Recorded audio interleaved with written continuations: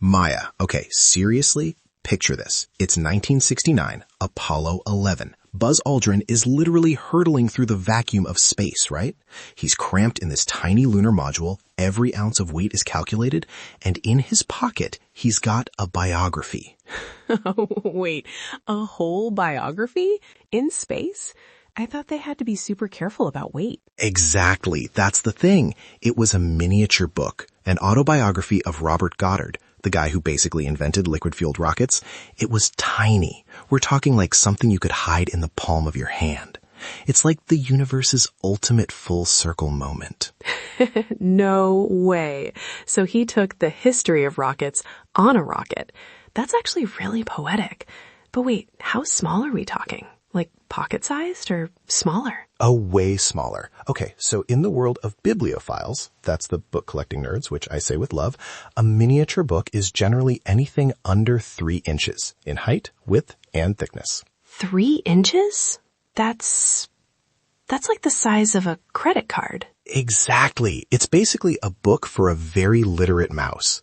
But it gets crazier. They have categories, Maya. If it's between 3 and 4 inches, it's a macro miniature. If it's under an inch, that's micro miniature. And then, this is my favorite, under 1/4 of an inch is ultra micro miniature. Ultra micro miniature. It sounds like a superhero power for a librarian. But seriously, Leo, how do you even read something that's 1/4 of an inch? Do you need a microscope? Most of the time, yeah. But back in the day, people actually used them. Think about Victorian women. They didn't have pockets in those big dresses, right? They had these tiny little bags called reticules, so they'd carry miniature etiquette books to sneak a peek at how to behave at a dinner party. Or, get this, there was a book called The Little Flirt. The Little Flirt? Okay, wait, really? What was in it? It was basically a cheat sheet for 19th century dating. It taught you how to use your fan or your handkerchief to send secret signals to guys across the room. Like, if you held your fan a certain way, it meant I love you, and another way meant go away, my mom is watching. Oh my God, it's like the original Tinder, but with lace. That's amazing. It's funny to think of someone squinting at a tiny book to figure out if they should drop their glove or not. Right? And it wasn't just for flirting. During the Civil War, they printed a miniature version of the Emancipation Proclamation. They distributed like 1 million copies to Union troops so they could carry it in their pockets. It's like carrying a piece of history that actually fits in your palm. That's actually a really beautiful way to think about it. It makes the information feel, I don't know, intimate? Like it's just for you. Totally.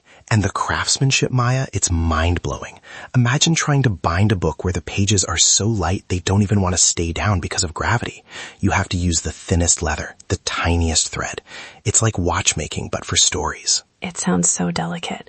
You know, speaking of stories, if you're enjoying hearing these little gems every day, you should join the loop. We love having you here. Come back tomorrow and get your daily curiosity fix. It's the best part of our day.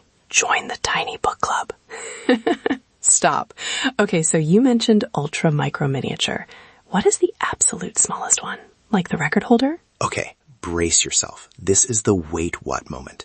In 2016, a guy in Russia named Vladimir Aniskin created a book that is, and I am not joking, 0.07 millimeters tall. Wait, 0.07?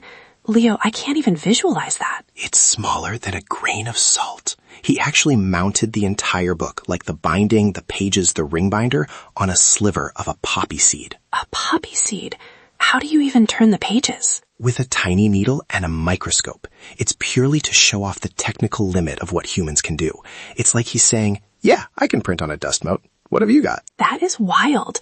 It's almost like the book becomes an object of art rather than something to read. Exactly. But then you have things like the Queen Mary's doll's house. In the 1920s, they built this incredibly detailed dollhouse for the Queen, and they got actual famous authors like Sir Arthur Conan Doyle to write tiny handwritten books for the dollhouse library. No way. So there's a tiny Sherlock Holmes story somewhere out there? Somewhere in a tiny library. It's just, there's something so charming about it, you know? Taking these massive, world-changing ideas, the Bible, the Constitution, Shakespeare, and shrinking them down so they can travel with you anywhere.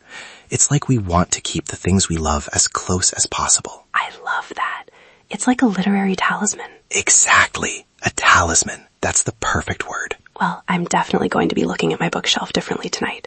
Everything looks so giant now. Right?